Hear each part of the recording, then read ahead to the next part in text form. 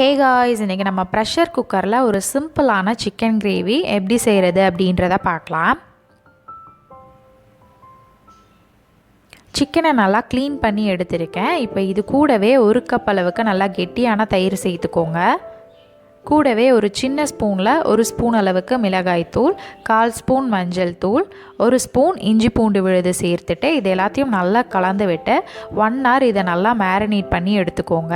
அடுத்ததாக குக்கரில் எண்ணெய் சேர்த்துருக்கேன். எண்ணெய் நல்லா சூடானதுக்கப்புறமா 1 ஸ்பூன் சோம்பு, 2 பிரிஞ்சி இலை, 2 சின்ன துண்டு அளவு பட்டை, ஒரு ஏலக்காய், 2 கிராம்பு சேர்த்து பொரிய விடுங்க.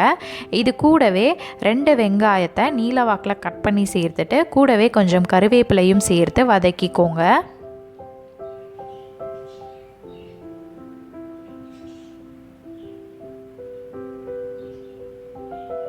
வெங்காயம் வதங்கினதுக்கப்புறமா இது கூடவே ஒரே ஒரு தக்காளி, 2 ஸ்பூன் இஞ்சி பூண்டு விழுது, தேவையான அளவு உப்பு சேர்த்துட்டு இதை நல்லா கலந்து விட்டு வதக்கிக்கோங்க.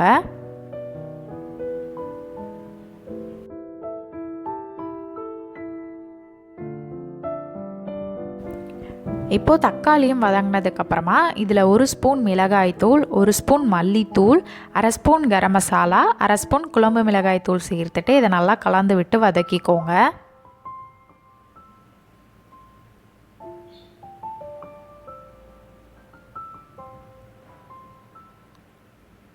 இப்போது மசாலா எல்லாம் வதங்கினதுக்கப்புறமா இதில் நம்ம மேரினேட் பண்ண சிக்கனை சேர்த்துடலாம்.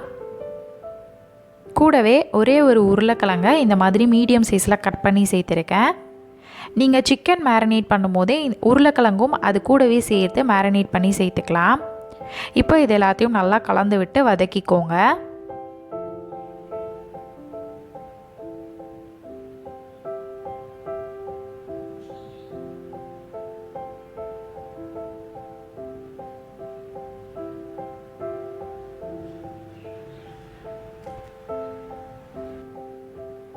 இப்போ இந்த மசாலா கூட சிக்கன் ஒரு பாதி அளவுக்கு வெந்திருக்கு. இந்த டைமில் ஒரு 1/4 கப் அளவு மட்டும் தண்ணி சேர்த்துக்கோங்க. கூடவே கொஞ்சமாக கொத்தமல்லி சேர்த்துட்டு இதை கலந்து விட்டுருங்க.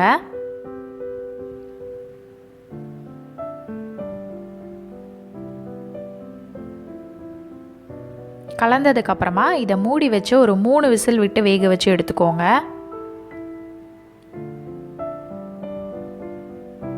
இப்போது இந்த ப்ரெஷர் எல்லாம் அடங்கினதுக்கப்புறமா இதை பொறுமையாக ஓப்பன் பண்ணி பார்த்தோம்னா நமக்கு சிக்கன் எல்லாம் நல்லா சூப்பராக வெந்து நம்மளோட சிக்கன் கிரேவி அருமையாக ரெடி ஆகியிருக்கும். இப்போ இதில் இன்னும் கொஞ்சம் கொத்தமல்லி சேர்த்துட்டு இதை கலந்து விட்டு எடுத்தோம்னா நம்மளுடைய அருமையான சிக்கன் கிரேவி சூப்பராக ரெடி ஆகியிருக்கும். இது இட்லி, தோசை, சப்பாத்தி, பரோட்டா எல்லாத்துக்குமே ஒரு சூப்பரான காம்பினேஷனாக இருக்கும். கண்டிப்பாக இந்த ரெசிபியை நீங்களும் உங்கள் வீட்டில் ட்ரை பண்ணி பாருங்கள். இந்த வீடியோ பிடிச்சிருந்தா லைக் பண்ணி ஷேர் பண்ணுங்கள். தேங்க்யூ.